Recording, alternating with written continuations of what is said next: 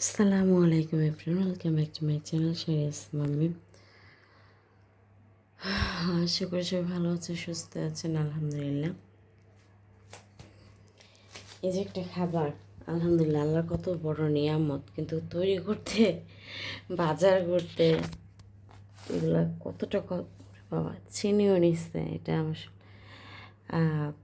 আজকে এটা হচ্ছে আলু পরোটা। এটা একদমই সফট। এটার মধ্যে আলু দিয়ে তার ভিতরে তারপরে এই পরোটাগুলো বানানো হয়েছে। আর তেল কম থাকার কারণে, একটু পরিমাণে কম দেওয়ার কারণে নাকি মাছল টেনে দিয়ে ঠোসা পড়ে গেছে বেচারার, মানে আমার স্বামী। ও আবার তেল কম দিয়ে রান্না করতে পারে না। যাই হোক, এখন বাজে কয়টা বাজে দেয়, কোথায় ঠোসা পড়ছে ইয়াল্লা। ওর হাতে তো আংটি আছে, যখন আরও বেশি। এই যে দেখেন,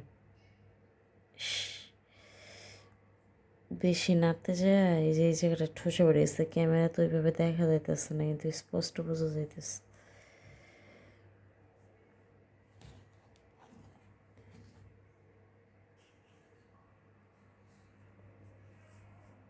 বাচ্চারা কী পরিমাণে কষ্ট করছে না, আমাকে বলতেছে তুমি খেয়ে চলে যাও। আমি কিন্তু রান্না করে ছিলামই না, যেটা সত্যি কথা, আমি মিথ্যা বলবো না। আমি ঘুমিয়েছিলাম বাবুর সাথে। কখন যে ক্লান্ত শরীর ঘুমিয়ে গেছে বুঝতেই পারিনি। আমি ভাবছি উঠে এসে নামাজটা পড়বো, আমি ঘুমিয়ে গেছি। এই যে এর মধ্যে আলু দেওয়া, এই যে আলু পরোটা, এই যে আলু সিদ্ধ করে আলু, এগুলো চুলা টুলা রেখে দিচ্ছে। এই যে সিদ্ধ করে আলু, একটু খিচুড়ি ছিল, শাহিয়া তো খাইলই না। আজকে বার্নিশ করতে যা দেখেন, এই যেগুলো ময়লা টয়লা করে, এই যে হাতে ডায়মন্ডের আংটিও নষ্ট হয়ে গেছিল, আম্মুর বাসায় যাই উঠেছে, এখন কিন্তু স্টোনের মধ্যে রং লাগে গেছে। যে আলু টালু, 7 কেজি আলু অনলি 100 টাকা নিচ্ছে। যে পেঁয়াজ টেস কেটে রাখছে, বলতেছে আমি মাঝরাতের জন্য রান্না করবে। এরপরে আবার কী বসায় রাখছে এটা তো খেয়ালই করলাম না। এই পাশে আবার ভাত বসায় রাখছে। যাই হোক, বেচারা অনেক কষ্ট করতেছে বলার বাইরে। আসো বসো, একটু রিভিউ দিয়ে নিই কেমন হচ্ছে আলু পরোটা।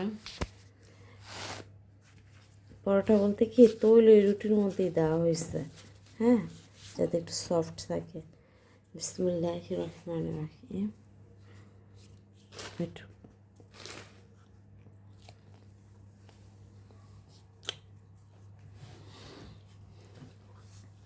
মাশাআল্লাহ,